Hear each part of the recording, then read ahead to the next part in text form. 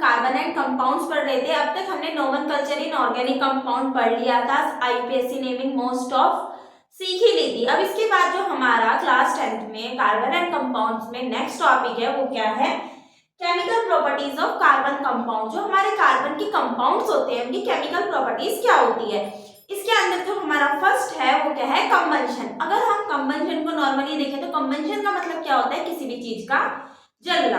अगर कोई भी चीज जल रही है, कंबंशन हो रहा है, मतलब कि वो ऑक्सीजन की प्रेजेंस में क्या हो रही है, उसमें जल रही है। अब जो हमारा कंबंशन होता है उसमें अगर हम कार्बन को और ऑक्सीजन की आपस में रिएक्शन हुई, अगर हमारी कार्बन और ऑक्सीजन की आपस में रिएक्शन होगी तो क्या बनेगा, कार्बन डाइऑक्साइड गैस। कंबंशन हुआ, इन दोनों की आपस में रिएक्शन हुई, इन दोनों की रिएक्शन से हमारी कार्बन डाइऑक्साइड गैस बनी। अगर कार्बन डाइऑक्साइड गैस बनेगी और साथ में बहुत सारी हीट और लाइट क्या करेगी, निकलेगी। कंबंशन में क्या होता है, ऑक्सीजन के साथ रिएक्शन होती है, ऑक्सीजन के साथ रिएक्शन होने में कार्बन डाइऑक्साइड गैस बनेगी और बहुत सारी हीट निकलेगी। जितने भी ऑर्गेनिक कंपाउंड होते हैं, कार्बन के एलोट्रॉफ जो भी होते हैं, अगर वो ऑक्सीजन के साथ रिएक्शन करेंगे तो कार्बन डाइऑक्साइड गैस ही देंगे। सेम इसी के अकॉर्डिंग जो दूसरे मतलब कि जो ऑर्गेनिक कंपाउंड होते हैं जिसमें हमारा मीथेन, इथीन, इथेन आते हैं, अगर हम इन्हें ऑक्सीजन के साथ रिएक्शन कराते हैं, CH4 क्या होता है हमारा मीथेन, इसकी ऑक्सीजन के साथ रिएक्शन होगी तो CO2 बनेगा प्लस वाटर बनेगा और वही हीट और लाइट क्या करेगी, निकलेगी।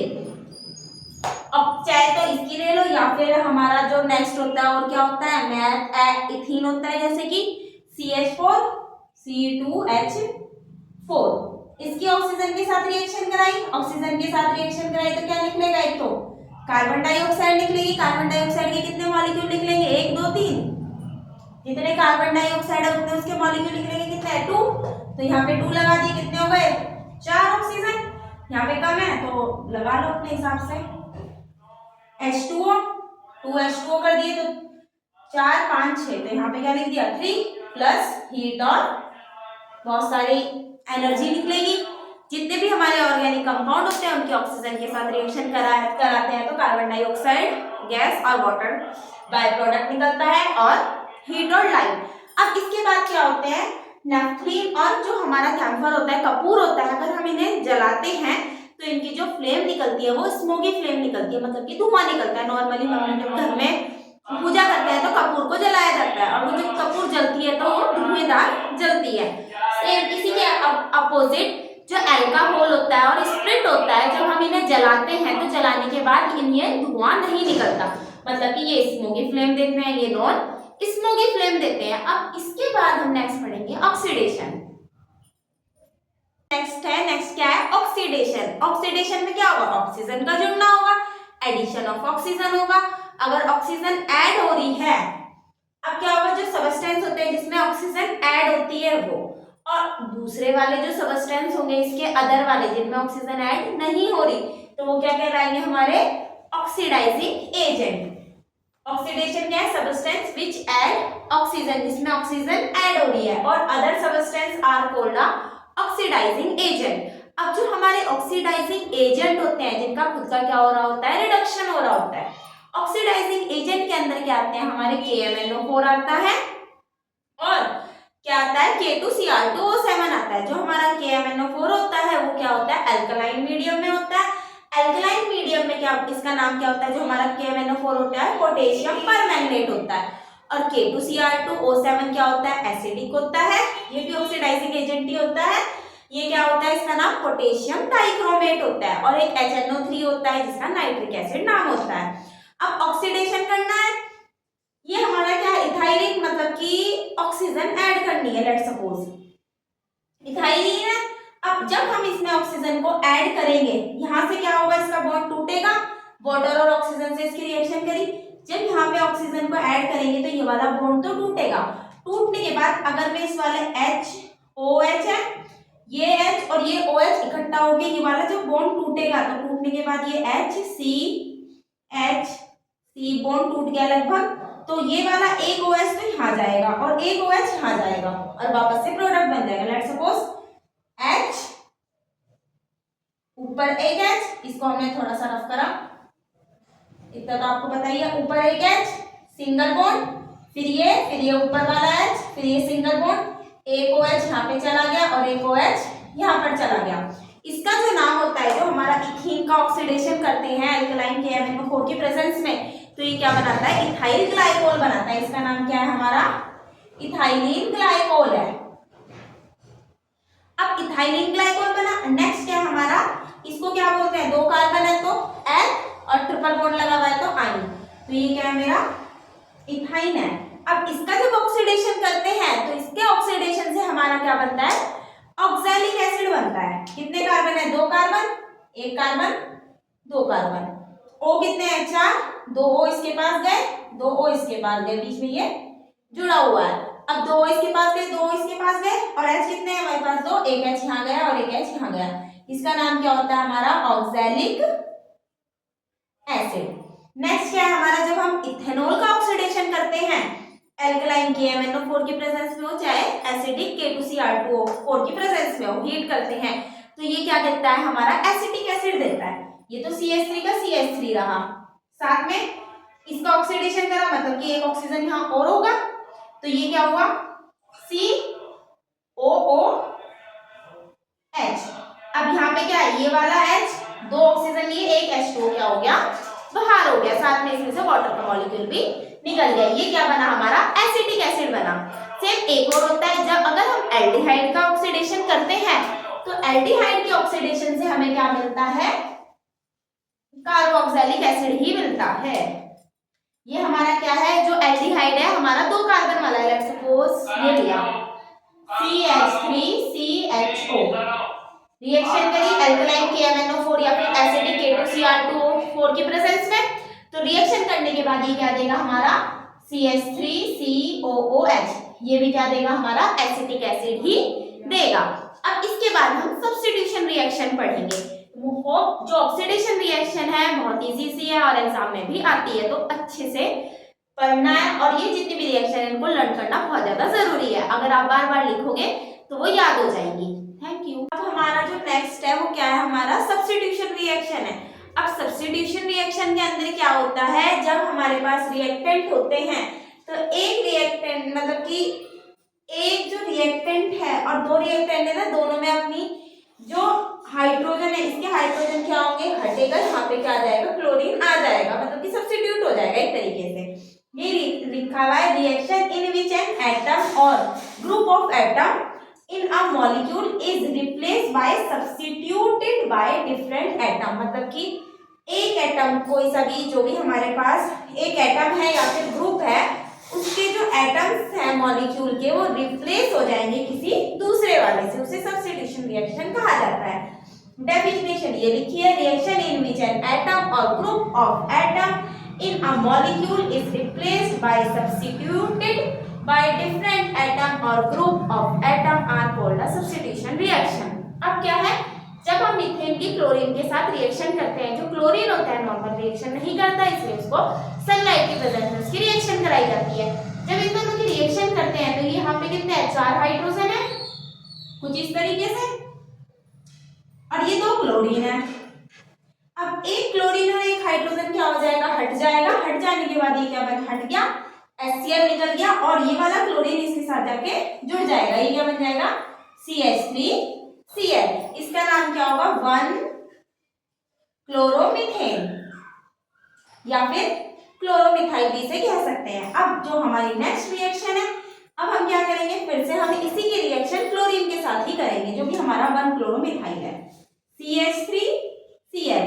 इसकी रिएक्शन 2 क्लोरीन के साथ करी, जब क्लोरीन के साथ करी तो सेम वही होगा, HCl निकल जाएगा, सनलाइट की प्रेजेंस में रिएक्शन हो रही है तो यहाँ पे क्या हो जाएगा, CH2, 3 H में से एक H निकल गया, CH2 और 2 Cl, ऐसे ये रहा एक Cl, यहाँ पे एक H और 2 Cl से रिएक्शन हुई, ये वाला Cl और ये वाला H हटा, जैसे ये हटा तो यहाँ पे क्या आ गया, ये क्लोरीन आ गया, तो ये बना, इसका नाम क्या होगा, 1,1 डाई क्लोरोमीथेन।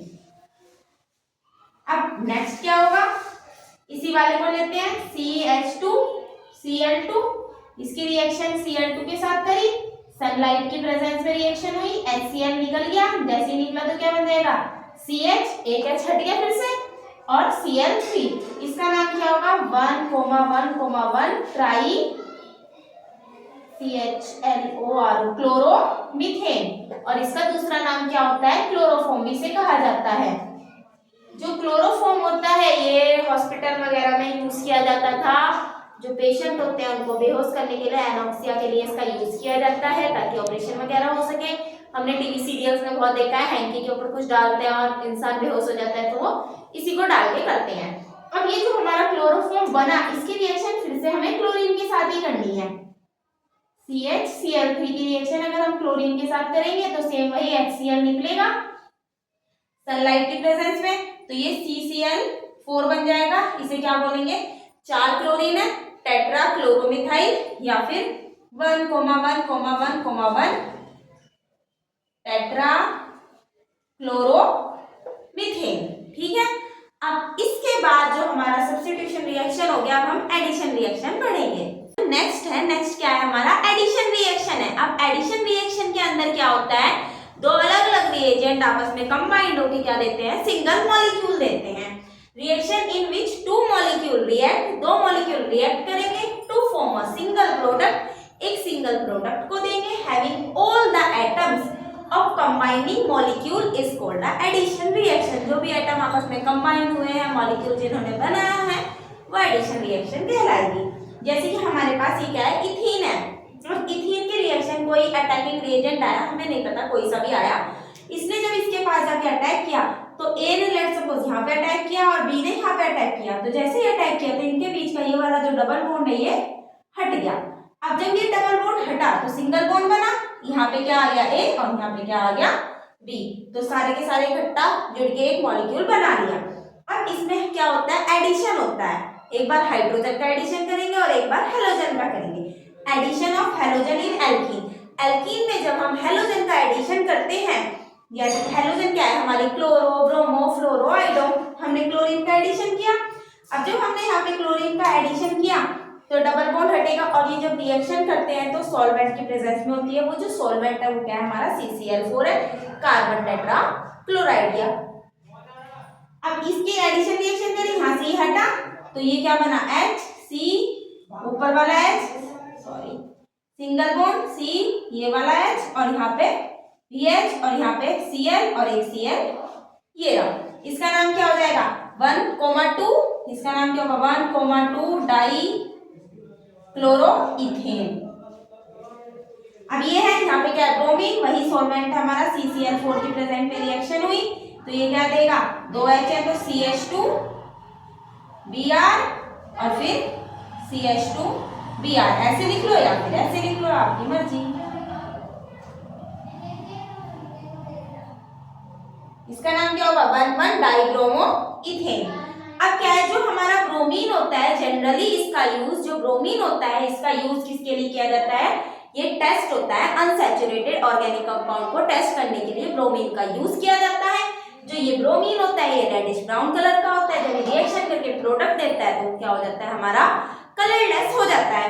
अब इसके बाद जो हमारा नेक्स्ट है वो क्या है? हमारा एडिशन ऑफ हाइड्रोजन है। अगर हम हाइड्रोजन का एडिशन करते हैं तो हाइड्रोजन के एडिशन में हमें जिसकी प्रेजेंस लेनी होती है वो क्या होता है? हमारा निकिल कैटलिस्ट होता है, जो क्या करता है? डबल बॉन्ड को सिंगल बॉन्ड में चेंज कर देता है। निकिल कैटलिस्ट की प्रेजेंस में क्या होती है? ये रिएक्शन होती है। लेट्स सपोज हमने क्या लिया? इथीन लिया, ये रहा।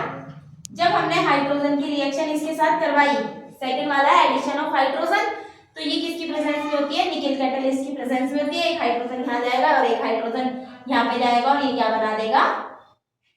CH3 नॉर्मल इथेन को बना देगा। अब ये वाली जो रिएक्शन होगी निकिल कैटलिस्ट की प्रेजेंस में होती है। सेम ऐसे ही क्या होता है? जो हमारा वेजिटेबल ऑयल होता है, जो हमारा वेजिटेबल ऑयल होता है, इसकी रिएक्शन जब हम हाइड्रोजन के साथ करते हैं तो निकिल कैटलिस्ट की प्रेजेंस में ये रिएक्शन होती है और वेजिटेबल ऑयल से क्या बनता है? हमारा वेजिटेबल घी बनता है। ये भी हमारी एडिशन रिएक्शन के ही एग्जांपल है। अब इसके बाद हम अपना नेक्स्ट करेंगे। इंपॉर्टेंट कंपाउंड्स के बारे में पढ़ना है। अब उन इंपॉर्टेंट कंपाउंड्स में हमारा सबसे पहला क्या है? इथेनॉल है। जो इथेनॉल है इसका अगर हम मॉलिक्यूलर फॉर्मूला देखें तो क्या होता है? हमारा CH3 CH2OH, या फिर हम इसे C2H5 OH भी कह सकते हैं। इसे क्या बोलते हैं हम? इथेनॉल बोलते हैं। अब इथेनॉल का जनरल फॉर्मूला पता चल गया। इसका जो प्रीफिक्स होता है, प्रीफिक्स क्या होता है जो नाम से पहले लिखते हैं, वो हाइड्रोक्सी होता है अल्कोहल ग्रुप का, और सफिक्स क्या होता है? ऑल होता है। अब क्या होता है? सफिक्स ऑल होता है और प्रीफिक्स हाइड्रोक्सी होता है। अब इसके बाद फिजिकल प्रॉपर्टीज के बारे में पढ़ना है। जो अल्कोहल की फिजिकल प्रॉपर्टीज होती है इथेनॉल की, जो ये इथेनॉल होता है, ये अल्कोहल होता है, ये जो ड्रिंकिंग पर्पस के लिए, पीने के लिए यूज किया जाता है। अब जो इथेनॉल होता है ये कलरलेस लिक्विड होता है, जिसके पास अपनी प्लेसेंट ऑर्डर होती है, स्मेल होती है। मतलब इसका जो बॉइलिंग पॉइंट होता है वो 351 केल्विन होता है, और ये क्या होता है? पानी से हल्का होता है, लाइटर देन वाटर से क्या होता है? ये हल्का होता है, और ये लिटमस सॉल्यूशन को इफेक्ट नहीं करता है, और डिजिबल without water at all property, मतलब कि ये पानी में आराम से घुल जाता है, थोड़ी अमाउंट को घोलो चाहे ज्यादा अमाउंट को घोलो। अब इसके बाद हमें होती है इथेनॉल की, इसके अंदर सबसे पहली प्रॉपर्टी क्या है? हमारी कंबंशन है। कंबंशन में क्या होता है? ऑक्सीजन के साथ रिएक्शन करते हैं और हमारे को कार्बन डाइऑक्साइड और वाटर मिलता है, और ये वाली रिएक्शन एक्सोथर्मिक रिएक्शन भी कहलाती है। इथेनॉल की ऑक्सीजन के साथ रिएक्शन करेंगे तो कार्बन डाइऑक्साइड निकलता है और H2O, और ये इसमें से हीट भी निकलती है। जिन रिएक्शन में से हीट निकलती है ऐसी रिएक्शन क्या कहलाती है? हमारी एक्सोथर्मिक रिएक्शन कहलाती है। नेक्स्ट क्या है हमारा? Action with sodium metal. जब हम सोडियम मेटल के साथ रिएक्शन करते हैं इथेनॉल की, हम सोडियम मेटल के 2 मॉलिक्यूल लेते हैं, सॉरी इथेनॉल के OH एक और ले लिया, CH3 CH2OH। यहाँ से क्या निकलेगा? हमारा हाइड्रोजन गैस निकल जाएगी और वो सोडियम जुड़ जाएगा। हाइड्रोजन गैस निकली और सोडियम जुड़ा, सोडियम के भी हमने 2 मॉलिक्यूल लिए, तो ये क्या बना? 2 CH3 CH2ONA, और हाइड्रोजन गैस निकल गई, और ये क्या होता है? हमारा सोडियम इथॉक्साइड इसका नाम होता है। नेक्स्ट क्या होता है? Action of concentrated H2SO4। Sulphuric acid के साथ हम रिएक्शन करवाते हैं तो क्या होता है? अब इथेनॉल है, इथेनॉल की रिएक्शन जब हम कंसंट्रेटेड सल्फ्यूरिक एसिड के साथ करवाते हैं तो वाटर निकलता है और हमारा डबल बॉन्ड आता है। फिजिकल प्रॉपर्टीज तो हमने पढ़ा दी। अब देखो जैसे कि इथेनॉल है, ये H, यहाँ पे भी H लिखा, OH H H और H किसकी प्रेजेंस में हुई? हमारी कंसंट्रेटेड H2SO4 की प्रेजेंस में 443 केल्विन।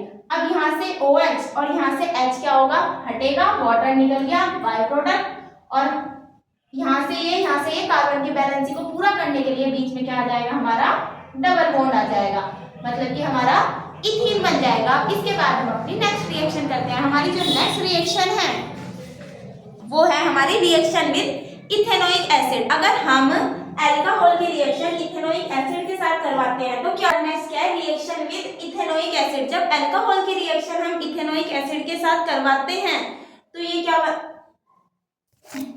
इथेनोइक एसिड के साथ करवाते हैं तो ये क्या बनाता है? ईस्टर बनाता है, जो स्वीटिंग इन स्मेल होता है। इन दोनों की आपस में रिएक्शन करेंगे तो यहाँ से OH और यहाँ से H क्या हो जाएगा? हट जाएगा, माइनस के H2O, प्रेजेंस कंसंट्रेटेड H2SO4 की प्रेजेंस में ये रिएक्शन होती है, तो ये क्या बन जाएगा? हमारा जो हमारा प्रोडक्ट बनेगा वो क्या बनेगा? CH3 CH2, ये वाले 2 O C और CH3, ये क्या होता है? हमारा ईथर ग्रुप ईस्टर होता है, ये स्वीटिंग इन स्मेल होता है। फ्रूट्स की जो स्मेल होती है मीठी मीठी वैसी इसमें से आती है। नेक्स्ट क्या है? ऑक्सीडेशन। जब हम अल्कोहल का ऑक्सीडेशन करते हैं क्रोमिक एनहाइड्राइड की प्रेजेंस में करते हैं, या इन CH3COOH भी होगा, तो ये क्या बनाता है? हमारा एल्डिहाइड बनाता है, CH3 CHO बनाएगा। और सेम पोटेशियम पर मैग्नेट की प्रेजेंस में अगर हम अल्कलाइन पोटेशियम पर मैग्नेट की प्रेजेंस में रिएक्शन करते हैं तो ये क्या बनाता है? CH3COOH बनाता है, एसिड बनाता है, एसिटिक एसिड। अब जो हमारी इंडस्ट्रियल अल्कोहल होती है इसमें क्या होता है? एब्सोल्यूट अल्कोहल क्या होती है? जो 100% प्योर अल्कोहल होती है उसे एब्सोल्यूट अल्कोहल कहा जाता है। डीनेचर्ड या फिर मिथाइलेटेड स्पिरिट क्या होता है? जिसमें 95% अल्कोहल होती है। और पावर अल्कोहल क्या होती है? ये मिक्सचर होता है 20% इथेनॉल का और 50% गैसोलाइन का। और ये वाला जो सॉल्वेंट होता है ये बेंजीन वगैरह को बनाने में यूज किया जाता है। नेक्स्ट क्या है, अल्कोहलिक ब्रीवेज में ड्रिंकिंग पर्पस के लिए अल्कोहल का यूज किया जाता है। अब इसके बाद हम टेस्ट ऑफ अल्कोहल के टेस्ट कौन कौन से होते हैं वो पढ़ें। टेस्ट ऑफ अल्कोहल या फिर इथेनॉल के टेस्ट के बारे में पढ़ना है। अब जो पहला टेस्ट है वो सोडियम मेटल टेस्ट है। अब सोडियम मेटल टेस्ट के अंदर क्या लेते हैं, हम एक टेस्ट ट्यूब लेते हैं। उस टेस्ट ट्यूब के अंदर हम क्या डालते हैं, स्मॉल पीस ऑफ हम सोडियम मेटल का क्या डालते हैं, स्मॉल छोटा सा पीस डालते हैं। लेट्स सपोज ये टेस्ट ट्यूब है, इसमें थोड़ा सा सोडियम मेटल डालेंगे और फिर ऑर्गेनिक कंपाउंड डालेंगे, sodium metal of organic compound in dry test tube. और फ्यू आप इसके बाद क्या होगा, जब हम उसे डालेंगे कंपाउंड में सोडियम मेटल तो हमें बबल्स दिखाई देंगे। जो वो बबल्स होंगे वो हाइड्रोजन गैस के होंगे, जिससे जो ये इंडिकेट करता है कि जो हमारा ऑर्गेनिक कंपाउंड था वो क्या था, हमारा इथेनॉल था। सेकंड क्या है हमारा फॉर्मेशन, ईस्टर फॉर्मेशन। ईस्टर क्या होता है, स्वीटिंग स्मेल वाला होता है। अब हमने क्या लिया, जो भी हमारा ऑर्गेनिक कंपाउंड था वो लिया, उसमें हमने एसिटिक एसिड डाला और कुछ ड्रॉप्स हमने क्या डाली, कंसंट्रेटेड H2SO4 की डाली। और उसमें से अगर हमारी स्वीटिंग स्मेल आ रही है, मीठी सी स्मेल आ रही है, तो वो यही इंडिकेट करती है कि जो ये ऑर्गेनिक कंपाउंड है जिसका हम पता लगा रहे थे वो इथेनॉल है। इसके बाद हमें यूजेस देखने हैं इथेनॉल के। इथेनॉल का यूज कॉन्टिनेंट अल्कोहलिक ड्रिंकिंग के लिए इसका यूज किया जाता है। ऑर्गेनिक कंपाउंड को प्रिपेयर करने के लिए इसका यूज किया जाता है। क्लोरोफॉर्म को, आइडोफॉर्म को बनाने के लिए। एंटीफ्रीज, ये एंटीफ्रीज की तरह काम करता है। एंटीफ्रीज रेडिएटर की तरह ये काम करता है। जो कोल्ड कंट्रीज होती है जहाँ पे बर्फ वगैरह गिर जाती है वहां पर।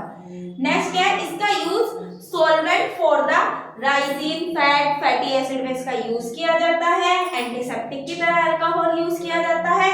और मैन्युफैक्चर डाई, ड्रग्स, डिटर्जेंट को बनाने के लिए अल्कोहल का यूज किया जाता है। अब इसके बाद हम इथेनोइक एसिड के बारे में पढ़ेंगे। इथेनोइक एसिड है, इथेनोइक एसिड को हम एसिटिक एसिड भी बोलते हैं। इसका जो फॉर्मूला होता है, जनरल फॉर्मूला, वो क्या होता है हमारा CH3COOH होता है। ये विनीगर जो होता है वो एसिटिक एसिड ही होता है। अब इसकी फिजिकल प्रॉपर्टी क्या होती है, ये कलरलेस होता है और कोरेसिव लिक्विड होता है, मतलब कि हार्म करेगा।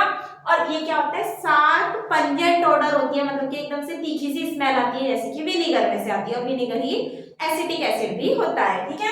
नेक्स्ट, ये सोरोइन टेस्ट में क्या होता है, खट्टा होता है। इसका बॉइलिंग पॉइंट 391 केल्विन होता है। इमिजिबल इन, ये पानी में भी घुल सकता है, वाटर में भी घुल सकता है, अल्कोहल में भी घुल सकता है और ईथर में भी घुल सकता है। हर प्रॉपर्टी में, कम या ज्यादा सारी प्रॉपर्टीज में। नेक्स्ट क्या है, इसका जो हमारा मेल्टिंग पॉइंट है वो कितना है, 290 केल्विन है। अब हमें केमिकल प्रॉपर्टीज के बारे में पढ़ना है, किसकी, इथेनोइक एसिड की। जो केमिकल प्रॉपर्टीज होती हैं ये एसिडिक नेचर का होता है, मतलब कि ये ब्लू लिटमस को रेड कर देगा। नेक्स्ट क्या है, अगर हम इसकी रिएक्शन मेटल के साथ करें, किसकी, एसिटिक एसिड की। एसिटिक एसिड की रिएक्शन अगर हम मेटल के साथ करेंगे तो क्या होगा, यहाँ से हाइड्रोजन गैस तो निकल जाएगी, 2 मोल लिए हैं मैंने, और ये क्या बन जाएगा, CH3COONA। सोडियम इथेनोएट इसका नाम होता है, सोडियम इथेनोएट। अगर रिएक्शन विद अल्कलाइन के, मतलब कि बेस के साथ रिएक्शन करते हैं तो यहाँ से H, यहाँ से OH, या फिर यहाँ से OH, यहाँ से H निकाल दिया तो ये क्या निकलता है, वाटर निकल जाता है। और ये भी क्या बना देता है हमारा CH3COONA, सोडियम इथेनोएट। नेक्स्ट क्या है, रिएक्शन विद बाइकार्बोनेट, या फिर अगर हम कार्बोनेट के साथ रिएक्शन करते हैं तब भी हमारा सोडियम इथेनोएट ही मिलता है। ये रहा CH3COONA, और साथ में इसमें से क्या निकलेगा हमारा CO2 और H2O। और अगर हमने सोडियम कार्बोनेट लिया, मतलब कि बाइकार्बोनेट लें, सोडियम हाइड्रोजन कार्बोनेट लें या फिर सोडियम कार्बोनेट लें, प्रोडक्ट हमारा यही आएगा, CH3COONA प्लस CO2 और H2O। नेक्स्ट जो हमारा नेक्स्ट एग्जांपल है, रिएक्शन विद हम किसके साथ करेंगे, अगर हम एसिड की रिएक्शन इथेनॉल के साथ, मतलब कि अल्कोहल के साथ करते हैं तो हमें ईस्टर मिलता है। जो अभी हमने अल्कोहल वाले ग्रुप में भी रिएक्शन करी थी, सेम वही वाली है। एसिड की रिएक्शन किसके साथ करनी है, हमें अल्कोहल के साथ करनी है,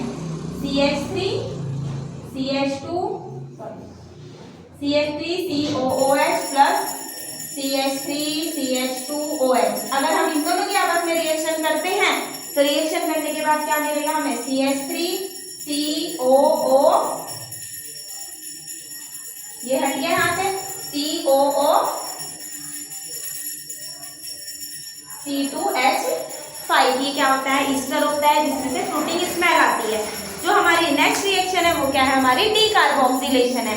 डी कार्बोक्सिलेशन में क्या होता है हमारा, जब हम सोडियम इथेनोएट की रिएक्शन, ये है हमारा CH3COONA, इसकी रिएक्शन हम किसके साथ करते हैं, बेस के साथ करते हैं। बेस क्या है हमारा, NaOH।